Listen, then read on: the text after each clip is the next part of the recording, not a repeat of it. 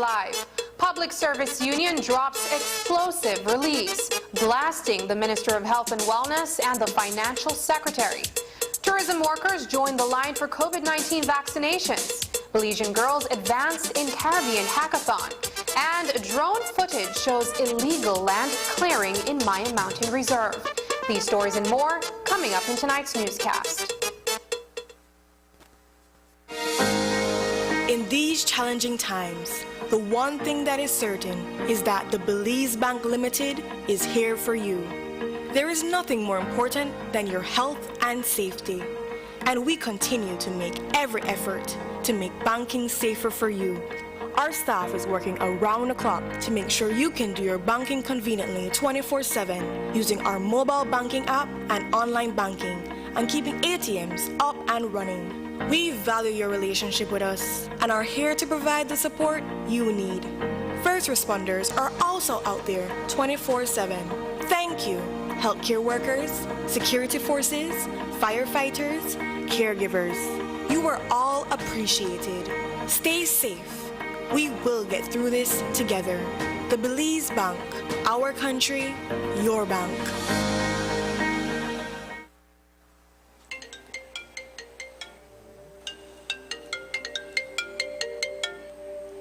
Hello?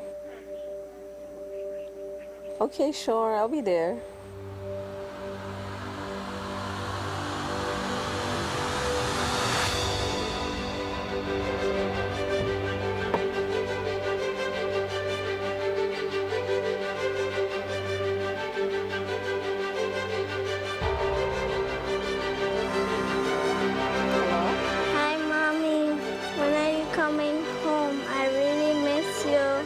Hearing the voice of our loved ones can always lift our spirits and make us feel whole again. With Smart's twice as nice promotion, prepaid customers who make 5 minutes worth of national calls on Sundays can enjoy 50% off. Top double on all national calls for the rest of the day. Call your loved ones and enjoy half off all day long. Smart, bringing people together. Win a backyard barbecue kit this Easter break with your purchase of a 6-pack of Bellican beer, Bellican Light, or Bellican Stout. All you have to do is scan the QR code found on your 6-pack or visit bellican.bz/win. Fill out the raffle form with your information and the unique 6-pack code, then submit. That's it. The more 6-pack you purchase, the better your chance to win. Drawing date is Tuesday, April 6, 2021. Have a happy and safe Easter break. Drink responsibly.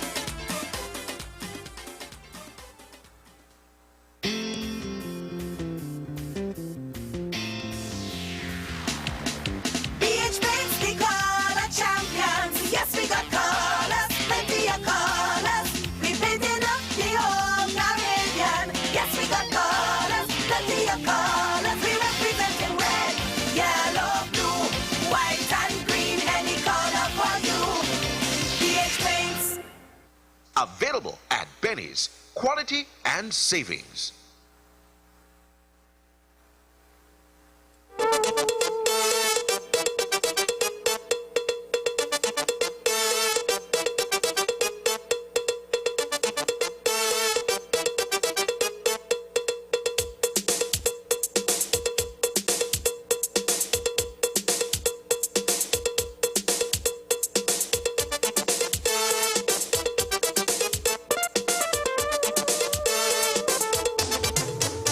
This newscast is brought to you by the Belize Bank Limited. Our country, your bank. Good evening and welcome to News 5 Live for Thursday, April 1st. I am Sabrina Daly. This afternoon, just as most people were preparing for the long weekend, the Public Service Union of Belize issued a release blasting the, quote, posturing and hypocrisy of the government, only days before the joint unions are set to resume negotiations with GOB. The union calls out the Ministry of Health and Wellness for flagrant political interference and accuses his advisors on the transition team of, quote, political victimization, bullying and intimidation of career public officers, unquote. The PSU says it has copies of several termination letters signed by the CEO in the ministry dismissing public officers without any valid or justified reasons. They criticize Prime Minister John Briceño for his, quote, inability to rein in the Ministry of Health and Wellness and his political lackeys, unquote.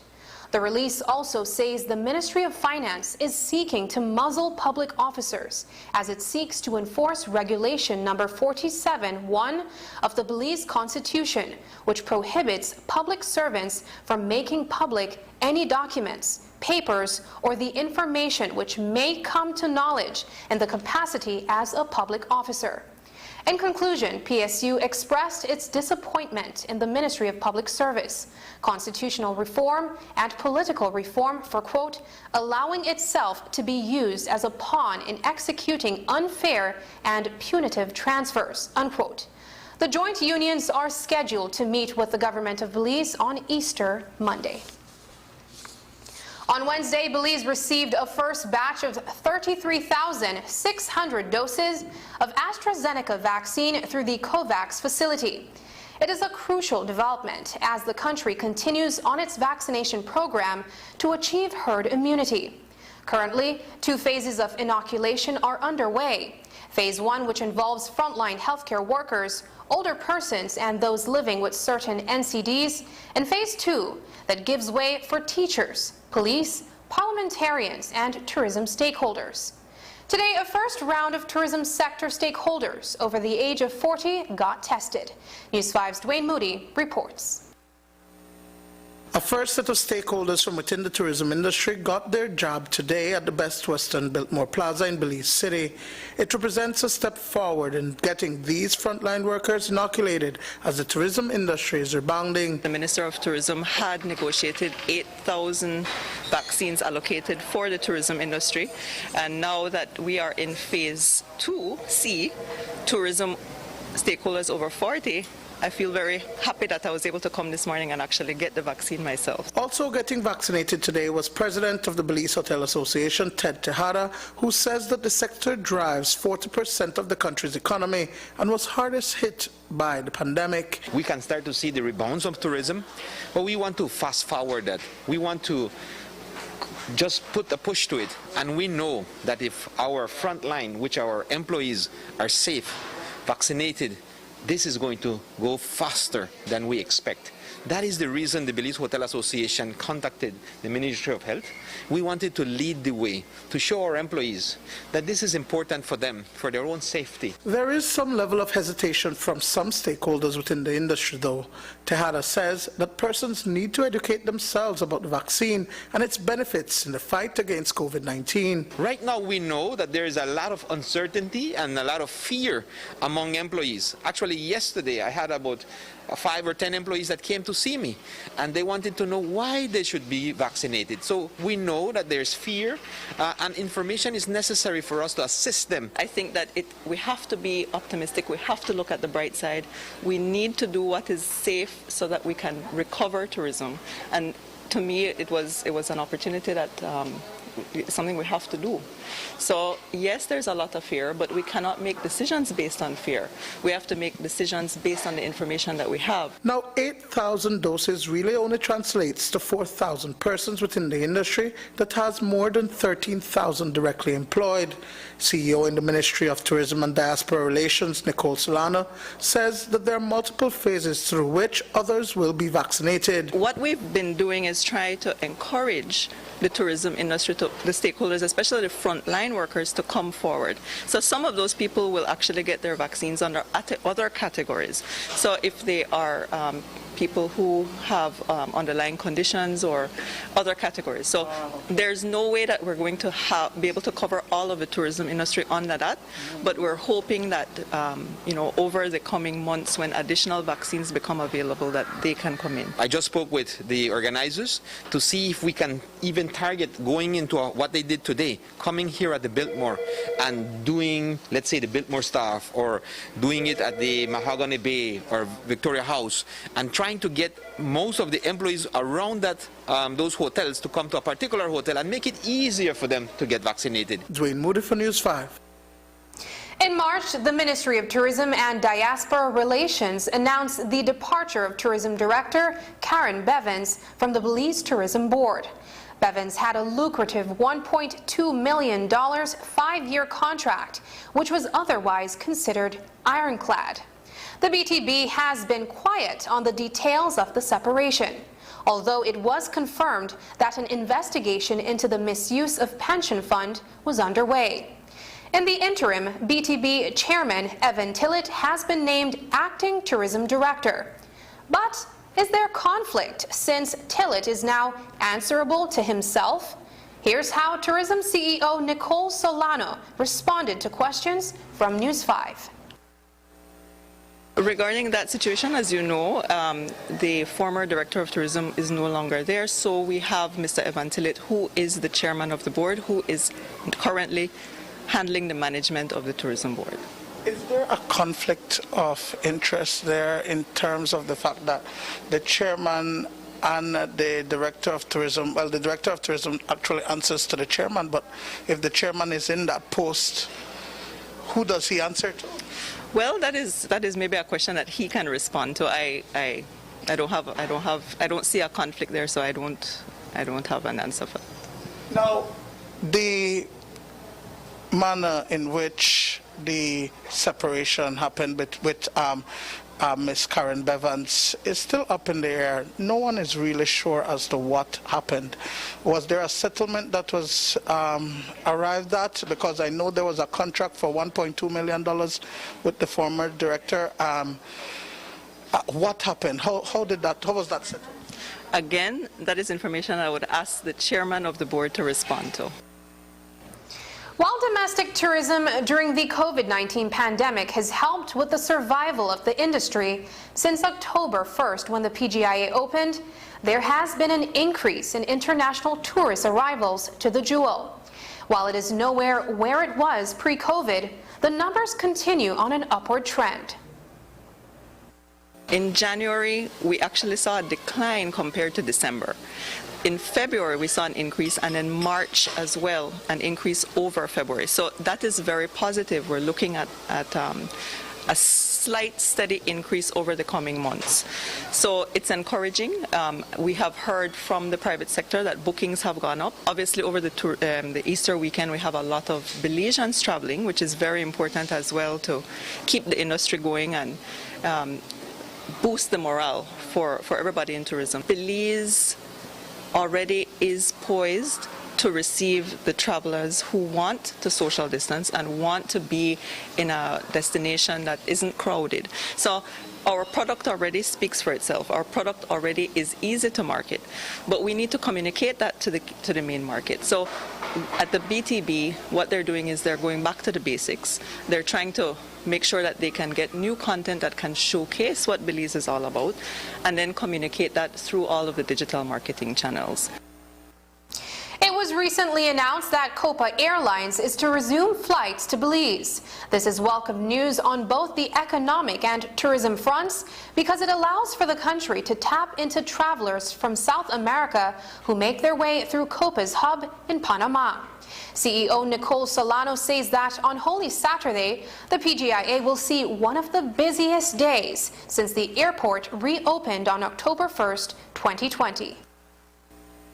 Airlift is very important. We need to be able to have airline capacity and seat capacity coming into Belize. And what we've seen really is an increase in that capacity.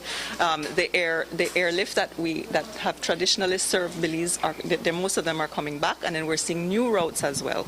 So yes, these Saturdays are typically busy days because we have additional flights that are weekly. So Saturdays have always been busy. This one, yes, in particular, being one of the busiest.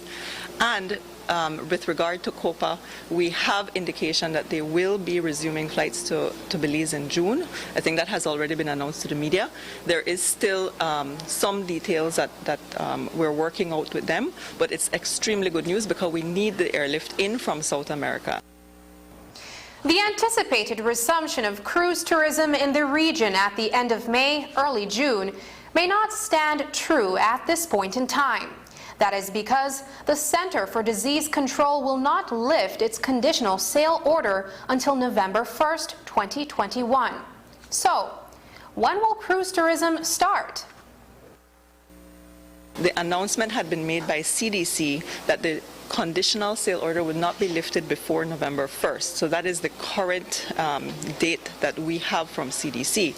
However, the cruise lines are now looking at operating out of home ports in the Caribbean.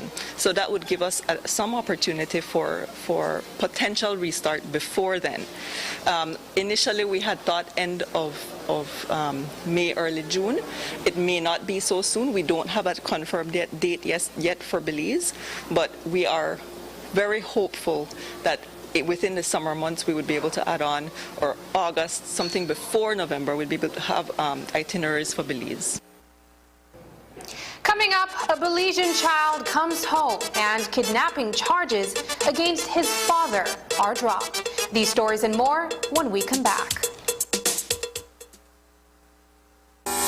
For 3 decades, the Caribbean Investment Holdings Limited, whose shares are publicly traded on the London Stock Exchange, has provided financial services to Belizeans through its main subsidiary, proudly known as the Belize Bank Limited. To expand the company's existing banking operation, Caribbean Investment Holdings Limited proudly announces its newest member, the Belize Bank Corporation Limited, formerly known as the Scotiabank Belize, arriving April 1st, 2021, to continue to provide high-quality standard of services with the customer's best interest at heart. Caribbean Investment Holdings Limited.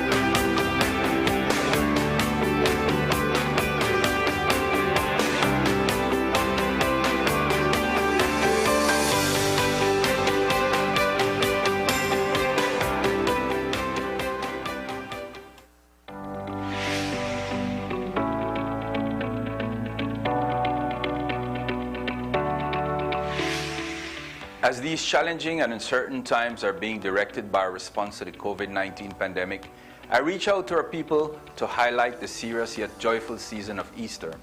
This Easter, let us take somber moments to reflect with loved ones and give thanks for our blessings. While it has been very difficult for many of us, I am inspired by our healthcare workers and frontliners who continue working even the most demanding times. We continue with the national rollout of the COVID-19 vaccination plan while remaining cautious and vigilant. The Ministry of Health and Wellness encourages you to do your part and get vaccinated when it is your turn. This Easter season offers us an opportunity for hope, renewal, rebirth, and a recommitment to protecting ourselves and our loved ones. We continue to pray for everyone who has suffered during this pandemic. We look forward to the restoration of some sense of normalcy in the near future. Stay safe during the long holiday weekend and be sure to protect yourselves and your loved ones at all times. I wish you a very blessed Easter. A vaccinated person brings us closer to stopping this COVID-19 pandemic. When it is your turn, go and get vaccinated. Love them, protect them, vaccinate them. Be COVID-19 safe. Get vaccinated, Belize.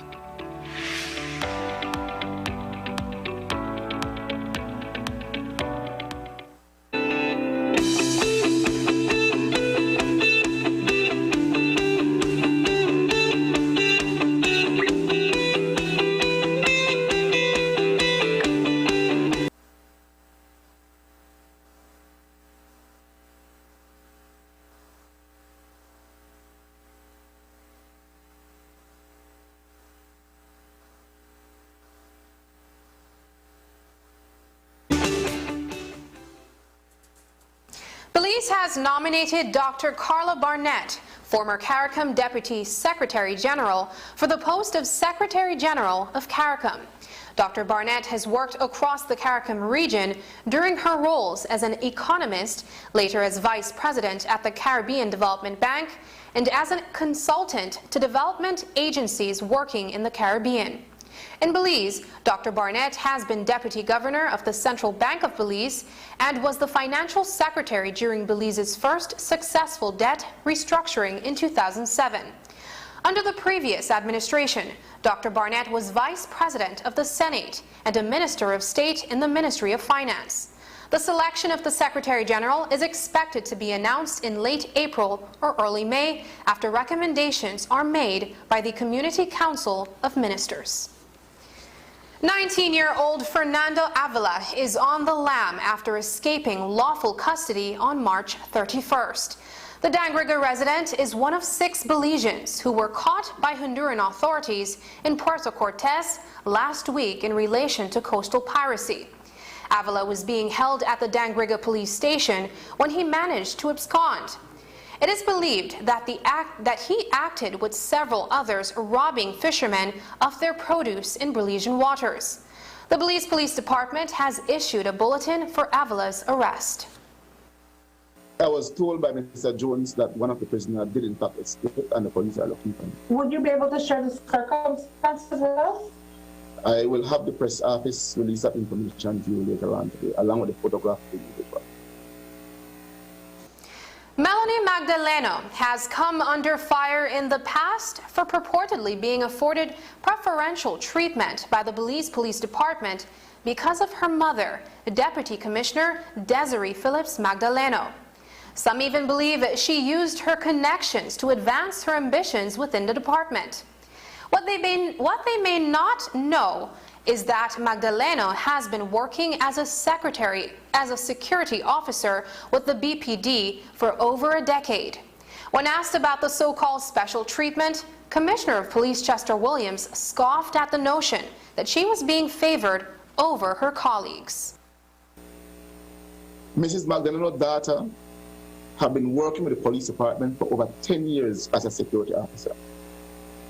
She, just like many others, applied to and were issued with regulation. And as far as we are concerned, the fact that she had been a security officer for over 10 years, working with the police, that is better training and better knowledge than any recruit who comes out of the academy, because they have been doing the job for over 10 years.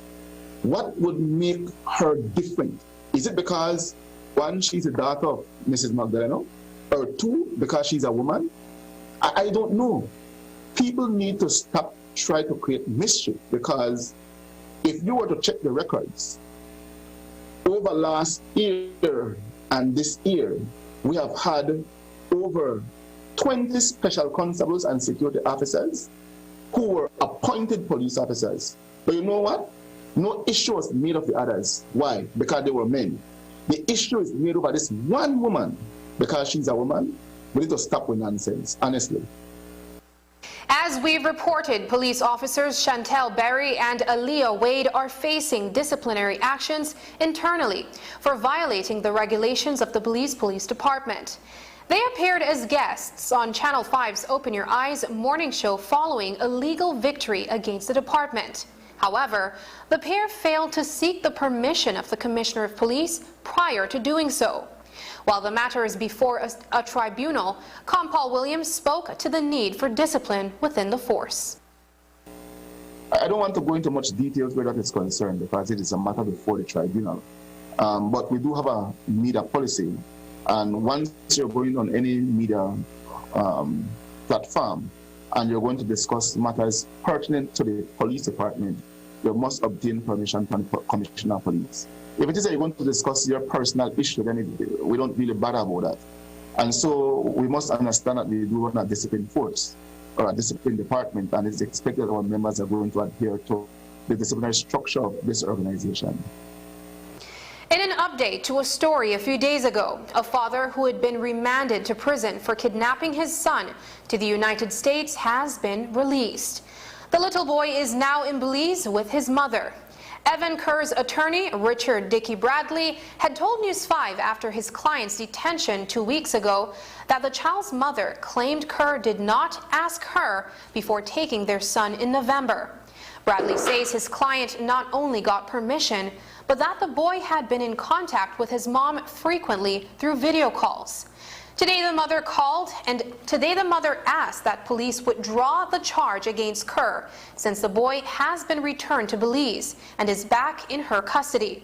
Kerr was taken to the magistrate's court this morning where the charge of kidnapping was struck out and he was allowed to leave. Kerr, who grew up in Belize and is a former public officer, will be going back to the States with his wife.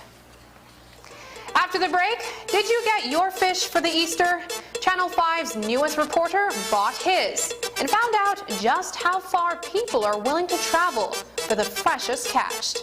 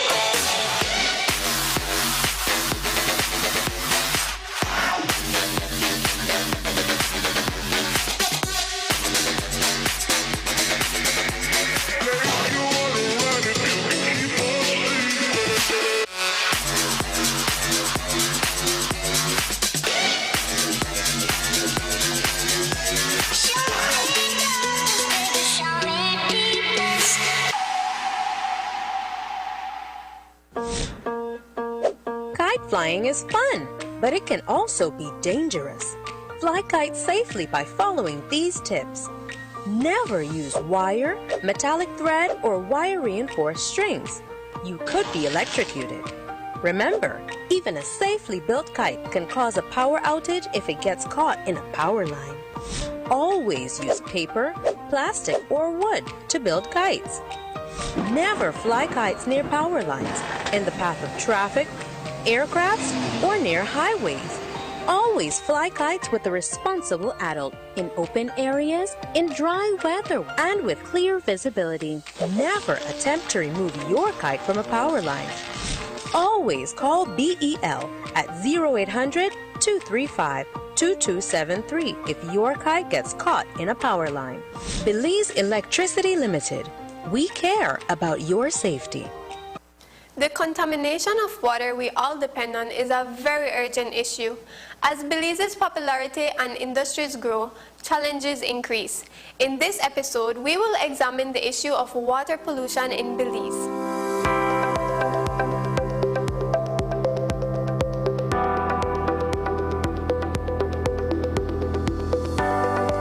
Water pollution is the contamination of water bodies, usually because of human activities.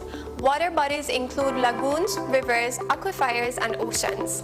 On the marine side, the discharge of sewage and bilge water from cruise ships and other live-aboard vessels, in combination with unregulated development of coastal areas, has led to the degradation of marine ecosystems such as mangroves and coral reefs. Our inland waters are facing their own challenges. As agricultural development increases, pesticides, fertilizers, and waste products are running off into rivers. Increased river traffic from boat tours and sugar barges adds to the already stressful conditions of the freshwater ecosystems. In addition, companies that collect sewage sometimes dump the waste right into the waterways. Additionally, in densely populated areas like Belize City and Orange Walk, poor sewage designs result in the contamination of groundwater and of water bodies by both sewage and wash water. In many cases, homes and businesses dump their wastewater directly into drains, which leads to rivers and the sea. Wastewater, detergents, and petroleum collect in drains that empty into waterways, such as the New River and the Belize River. This, along with the runoff and discharges from the agricultural and industrial businesses, have been inadequately monitored and enforced. The answers to overcoming water pollution issues are fourfold: improved infrastructure, adequate treatment, increased legislation and monitoring, and of course, changing our habits for the better. While it is urgent that better management on a policy level is needed, there are a few things we can do at home to help. Ensure proper treatment systems are installed for all wastewater at your home and business. Don't dispose of oil from your automobiles or cooking and household detergents down the drain. And lastly, minimize the usage of chemicals and fertilizers and report any dumping into waterways to the Department of the Environment. The government has recognized the threat of inadequate liquid waste management and is working toward goals of reducing and reversing its effects. For more information on what's being done about water pollution and ways you can help, visit our website at doe.gov.bz. I'm Alison Castillo, and now you know.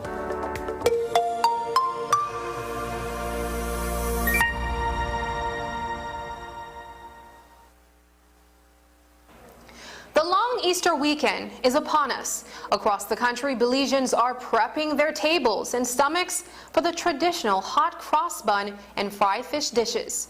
While the COVID-19 pandemic ushered in a near-fatal blow to the country's economy, that impact did not prove lethal to this long-standing annual food tradition. This week, Belizeans lined the shores to purchase their favorite types of fish. The increase in economic activity was a welcome sight for the fishermen who were not spared by the financial crunch. News 5's newest reporter, Paul Lopez, visited the Conchal Bay market to find out just how alive this Easter tradition is in these austere times. Hot cross buns and fried fish are to Easter what ham and fruit cake are for Christmas. A quick trip to the Conchal Bay market in downtown Belize City shows just how alive the tradition of fish is, particularly on Good Friday, even amid the COVID-19 pandemic and the harsh economic downturn. Right now, my boat they come in. I mean, I have to big up Mr. Junior, then I have to big up Bally Arnold. We for the next side of barracks too, cause I move for the two side, cause like what I said, I get like a 15 to 20 pound of fish litter every day. I pick my fish there fresh, you know, so make sure I don't begin to fish by ice and, you know, the gill dead and things. Cause when the boat come in right now, you have to talk about fresh catch. There is a rush at the Conchal Bay market around this time of the year. Belizeans come from far and near looking to strike a bargain in preparation for their Easter weekend fish meals. Martin Carbajal drove 80 miles from Benquevejo del Carmen in search of his deal. Where are you coming from? From Benquevejo del Carmen. Why are you coming so far to purchase fish? Well, I come here because I believe right here it's cheaper. Maybe I can get it for $8-9 a pound. And in Benquevejo right now it's about $12, $13 until $14 a pound. Do you sell fish or something like that? No, I don't sell it. I just came to get some fish for Easter time, you know. While fish are certainly not scarce at the market, The majority of the fishermen's catch are below average size. Fisherman Ernest Goff attributes the catch of small fish to rough sea conditions. Despite the less than thrilling catch, Goff is keeping his prices affordable, at least for today. They sell them for £5 right there mix up. Okay. Mackerel at normal price of $5 and they sell for $7, $2 more put on. $2 more put on the mackerel. How the gas price affect your pricing where you put on it? Well, the gas price they affect with the two because every day have to spend $100, Sunday you don't go to make that. Yeah. So I say, but we not look on that, you have to look on leave it what we bring. And while some fishermen are giving consideration to the financial crunch Belizeans are facing, what is not being considered by the consumers is the 6 feet social distancing regulations. As you can see, buyers line the seawall in droves, haggling to get their pound of fish. In the midst of it all is a woman who would only give her name as Sandra. She is self-employed, taking on a job most customers would rather not tackle. How you make your money out here? Well, I clean my leaf fish there out here, right? So that's how I make my leaf ends, and we charge $1 out here, so yeah. How? $1 pound? Yeah, $1 pound. Okay. So if you get 5 pounds of fish, that's $5. Okay, how business usually look during this time now? Well, right now business good right now, can't complain, right? It is a well-balanced sales ecosystem that is most alive during the Easter season, even in 2021. The fishermen bring the fish to shore. Customers line the shore to purchase their catch at a bargain, and the fish cleaners hustle to make $1 on the side. Traditions die hard, even during the COVID-19 pandemic economic crunch. No matter what, nobody's going to change that, boy. Yeah. It's a tradition that will never die, regardless of how, whatever pandemic we will be facing, whatever situation, that cross-bone and a fish will be on the table. Reporting for News 5, I am Paul Lopez. Belizean Easter cooking also includes those delicious hot cross buns. Paul Lopez went looking for the secrets to these with Chef Ainsley Castro of the Naked Chicken on Mahogany Street in Belize City. There, Chef Ainsley had his kitchen's hot cross bun maker prepare a tray of the Easter special using his personal recipe. We also got a chance to see Chef Christian in action making a fish and fried plantain dish with an array of sautéed vegetables to add that extra touch of color and flavor. Basically, this is a tradition where everybody used to, everybody had a hot cross bun, but you got it in a designs. Usually here at Naked Chicken I do some special orders also, right? But we got 3 kind of bun. You got the heavy bun, where you bake first, and that carry more sugar. And also you got the regular bun, where we would make it raise more longer, then that is the lighter one. And then we also got the one that with the swirl. So we got 3 types of bun, the swirl one, the heavy one, and the light one. We have the flour, we have the brown sugar, we have the nutmeg, we have the cinnamon, the butter, the raisin, you know, and you go on and on, all how rich you want your bun, no?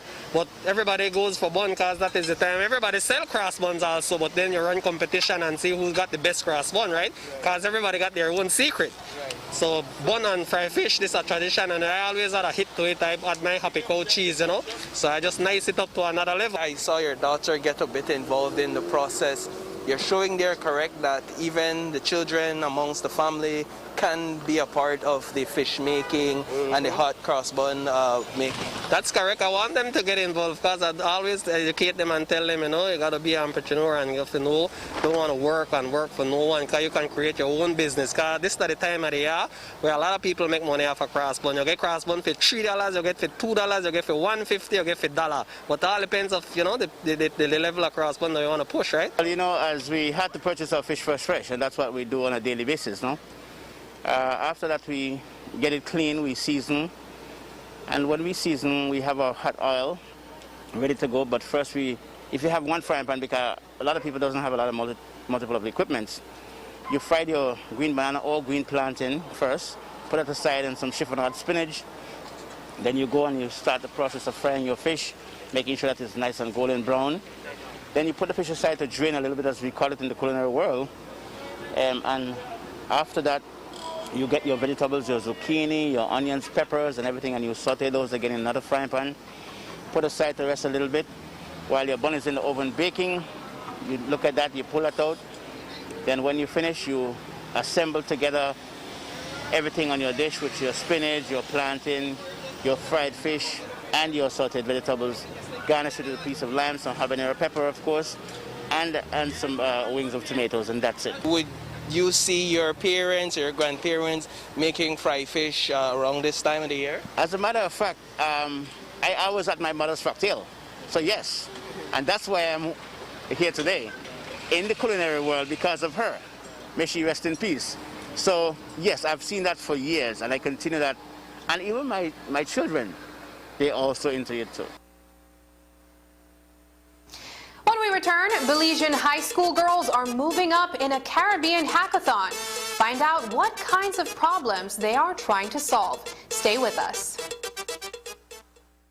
What does live and let live mean to you? Live and let live means everyone having the freedom to be themselves. Live and let live means that I can be a mother and have a career. It means treating people the way you would want to be treated. And making sure your business is accessible for all Belizeans. It means that everyone deserves to be treated with dignity and respect. It means to love your children no matter what.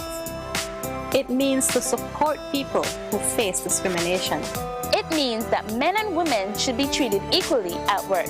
It means that everyone is able to contribute to building Belize. It means saying no to all forms of discrimination. It means love your neighbor as you love yourself. Live and let live. Respect for all Belizeans.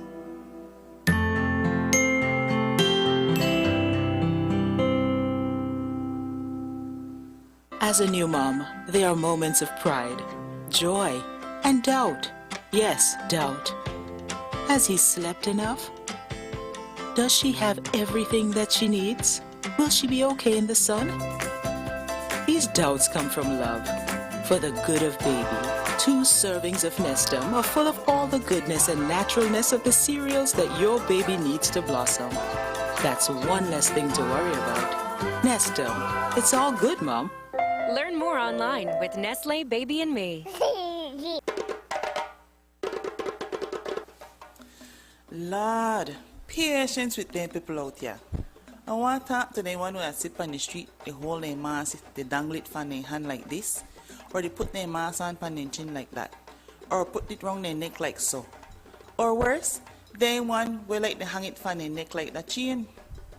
Then when they see the police they come, they hurry put the mask on their face. You don't understand the harm you do to yourself. And not only to you, to other people too. If you want to be infected with the COVID-19 virus, go through. But you have to understand, all are we affected by your fool action. Not just you. People like say they can't take the mask. What do you think better? Deal with the mask fairly well or end up in a hospital?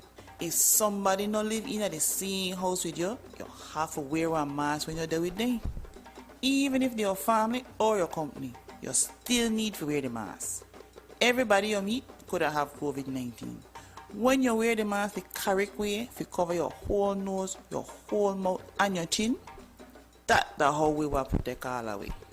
A message from the Pan American Health Organization, World Health Organization, the European Union, and the Ministry of Health and Wellness. 2020 taught us the importance of being connected to the virtual world, and NextGen is here to keep its commitment to you. Even if you're physically apart, NextGen keeps you digitally connected. Okay, everyone, thank you for following me today. NextGen provides more than just an internet plan. They provide service plans that support all your online needs. Sign up today and get your NextGen's ultra-high-speed internet service. NextGen, powered by Central TV and Internet. Currently, we're using Smart Elite VoIP calling plan.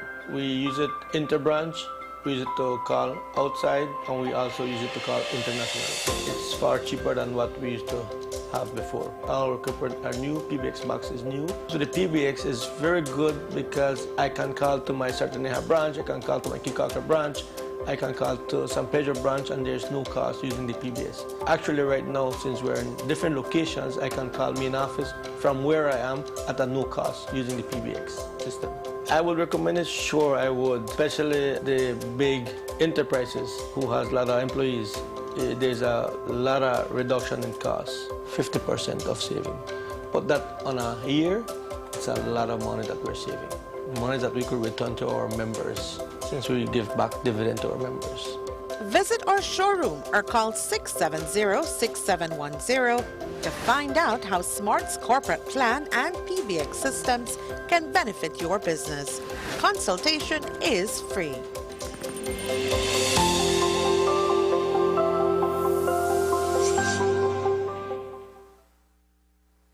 Tonight we take you to Toledo, where another protected area is under threat from Guatemalans illegally clearing large swaths of Belizean land.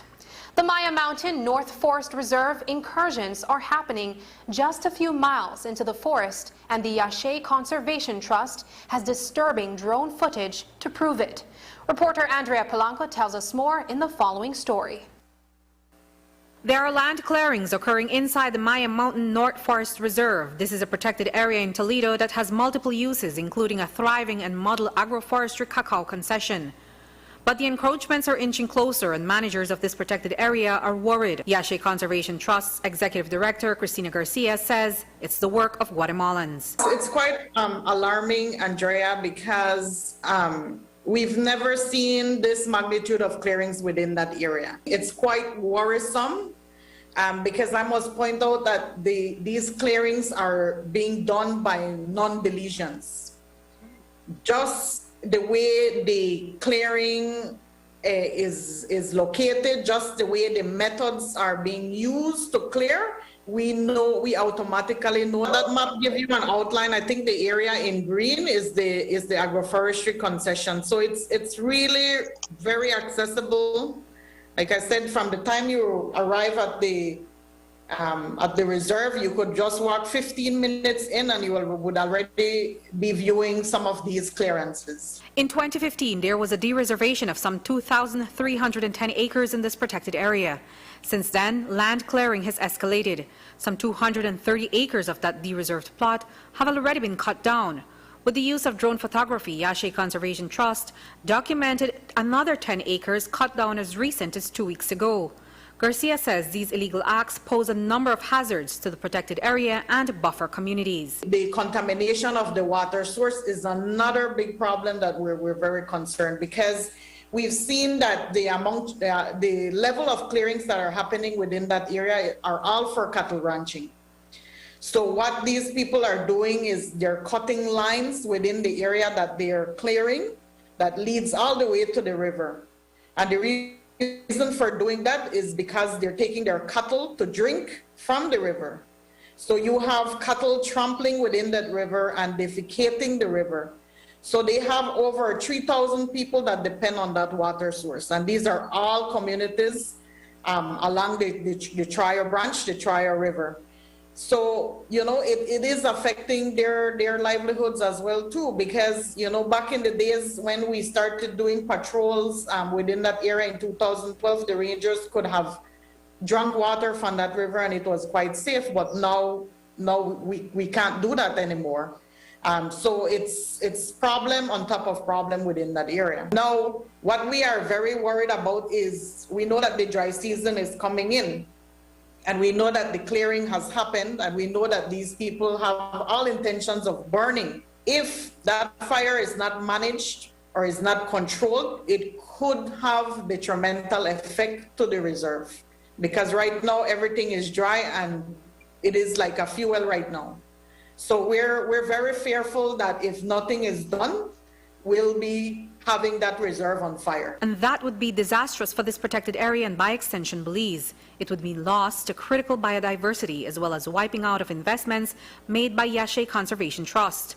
The YCT says they need urgent support from government bodies like the Forest Department and the BDF. This situation is escalating and it needs some level of control because the Maya Mountain North Forest Reserve is a key biodiversity area.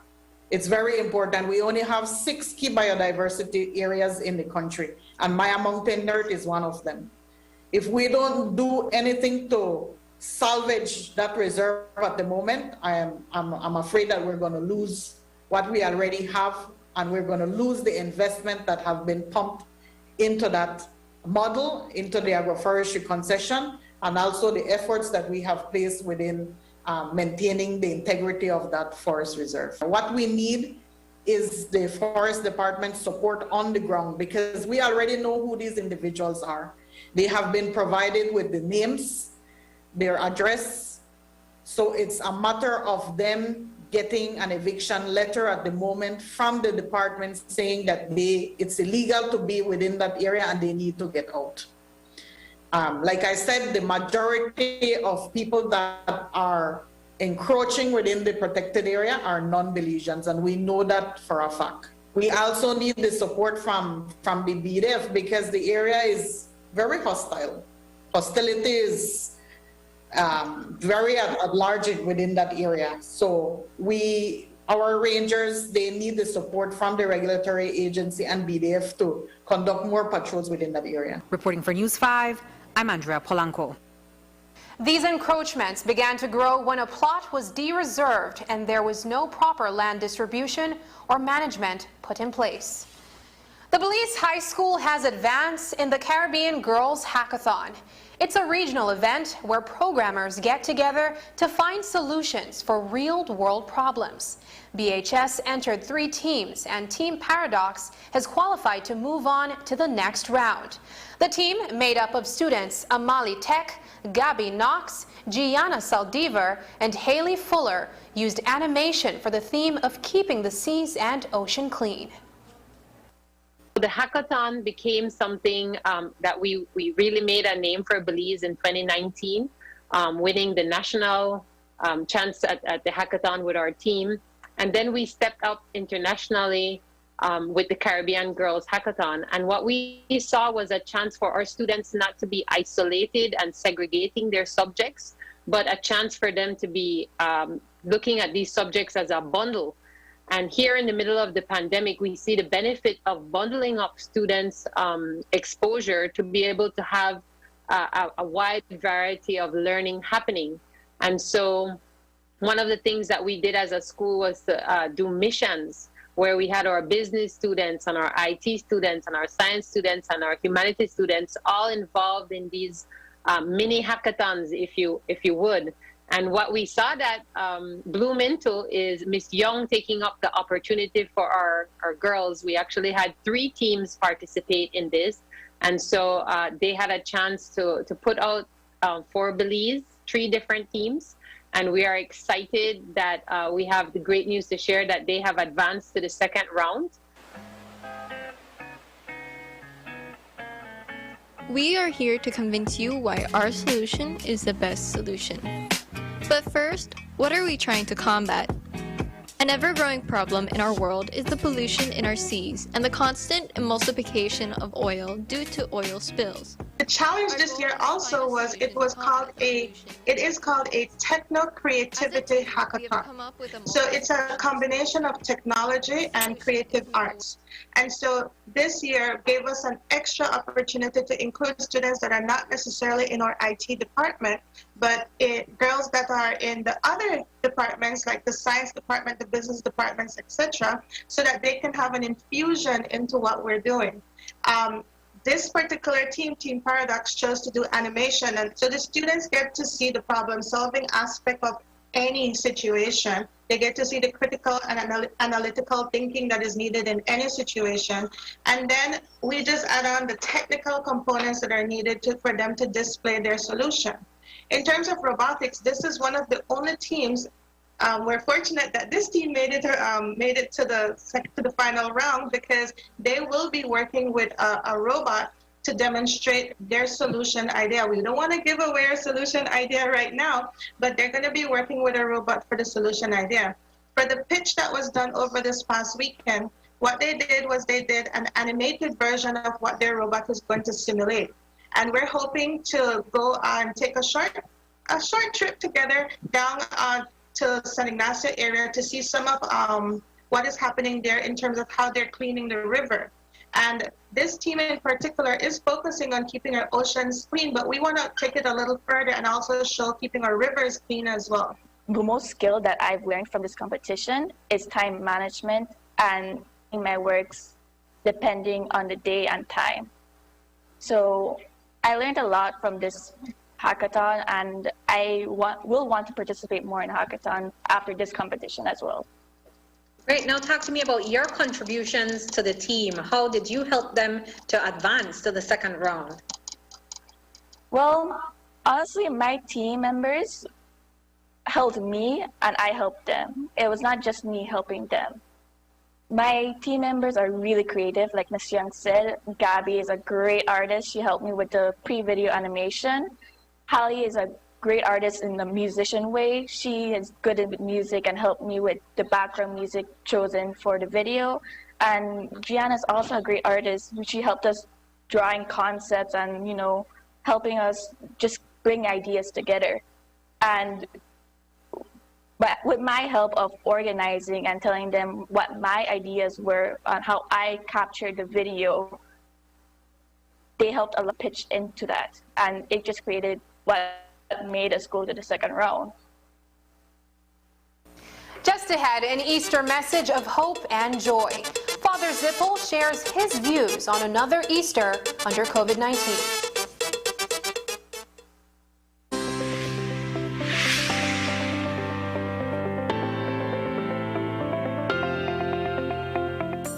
My friends, the Ministry of Health and Wellness continues with the rolling out of its vaccination plan. To date, we have vaccinated 80% of our healthcare workers, 43% of persons 60 years and older, and 36% of our teachers. We continue to invite everyone in Phase 1 and Phase 2A to come and get vaccinated as soon as possible. We are now announcing the opening of Phase 2B, which includes the National Assembly and Judiciary, Customs and Immigration, and Phase 2C, which is limited to persons in the tourism sector 40 years and older, to attend the designated facilities of the Ministry of Health and Wellness to be vaccinated. We believe that the vaccine will help to get our economy moving. A vaccinated person brings us closer to stopping this COVID-19 pandemic. When it is your turn, go and get vaccinated. Love them, protect them, vaccinate them. Be COVID-19 safe. Get vaccinated, Belize.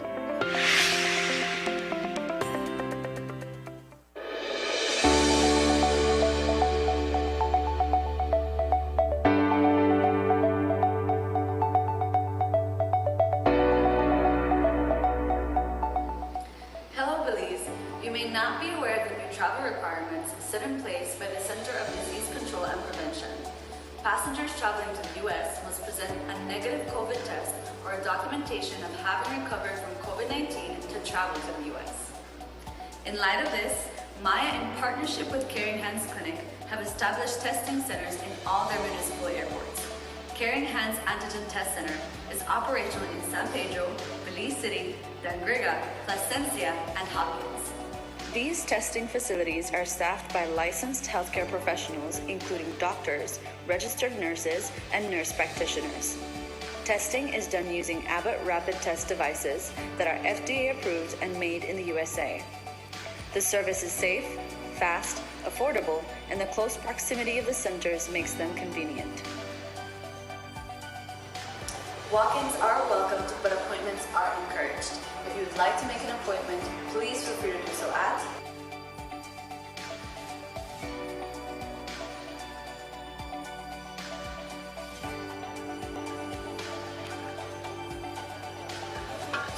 Make your appointment, get tested, and in 15 minutes, you can get back to your vacation.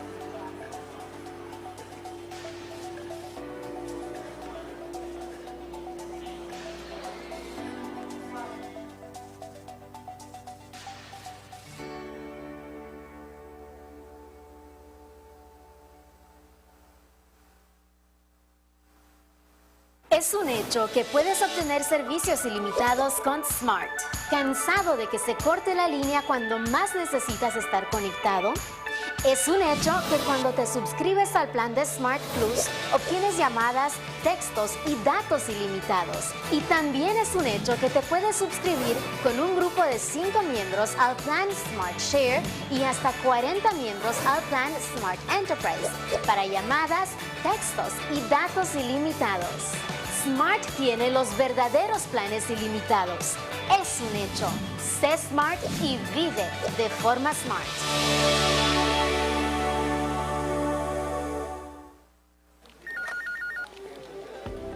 As one of the largest cable and internet providers in Belize, CBC strives to provide our customers with the highest standards of quality, value, and service in all aspects of cable TV and internet. Monitoring our systems closely, our technicians combine creative planning and state-of-the-art technology with years of experience and training to develop and provide the most reliable and advanced cable and internet service to exceed your expectations. For CBC and our team of talented engineers, technicians, and customer service representatives, delivering less than the very best is never an option.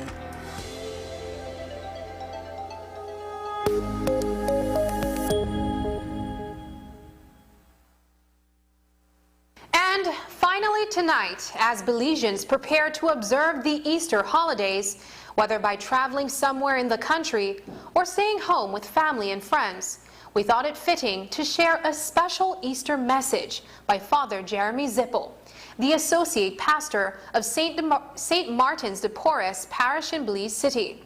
He reminds us that even after a difficult year, there is still reason to feel joy this Easter.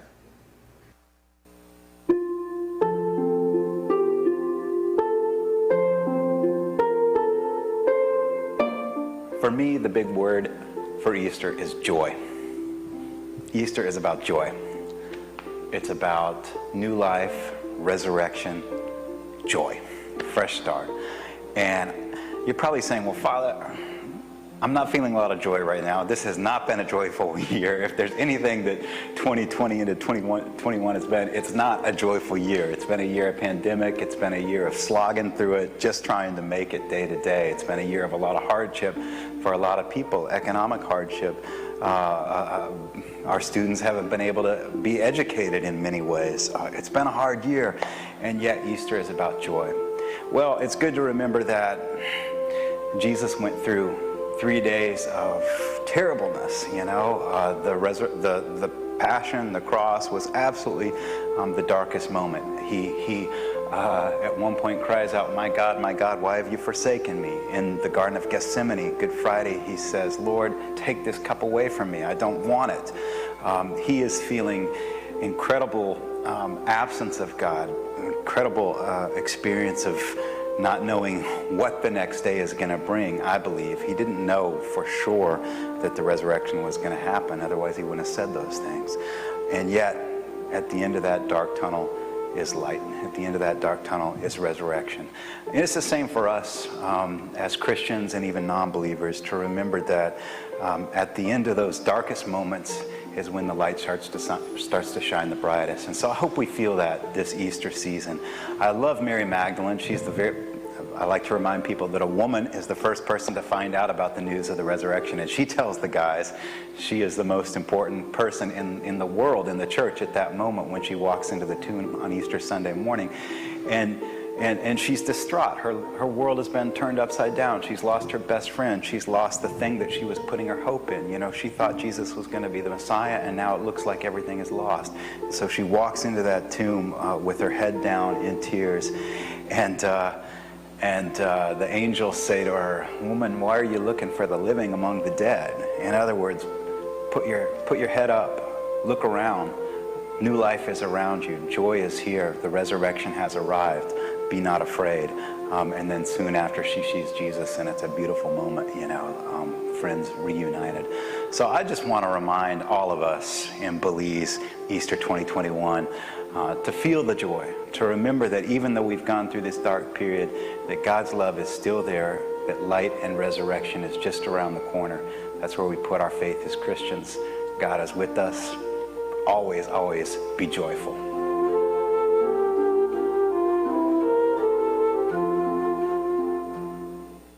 And that's the news. Tonight's broadcast is available in both text and streaming video at channel5police.com. You can also connect with us on our Facebook page at facebook.com/News5Live.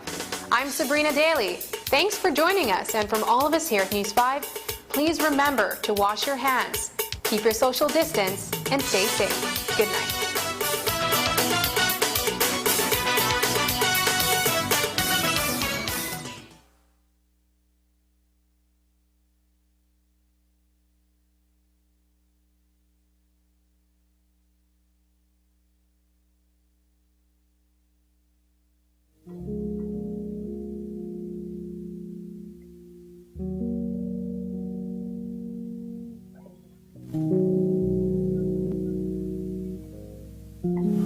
Dilesa Albert Iterlube.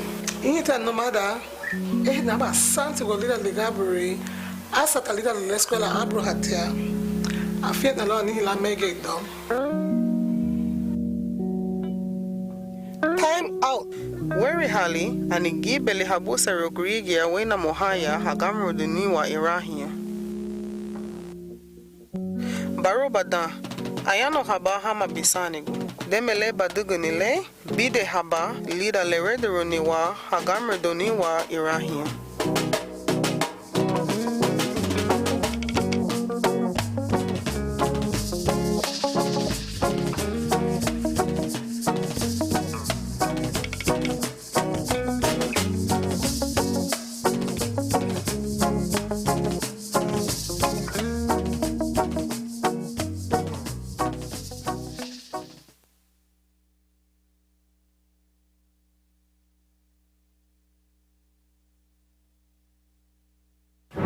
Tonight, the deadly mass shooting at an office complex and what authorities have just revealed.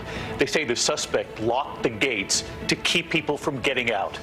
The horror unfolding on a bystander's live stream, at least 4 people killed, including a 9-year-old boy who police believe died in his mother's arms. The gunman reportedly locking those gates with bike locks before opening fire into the windows with a semi-automatic weapon. And what we're now learning about the 44-year-old suspect and any relationship to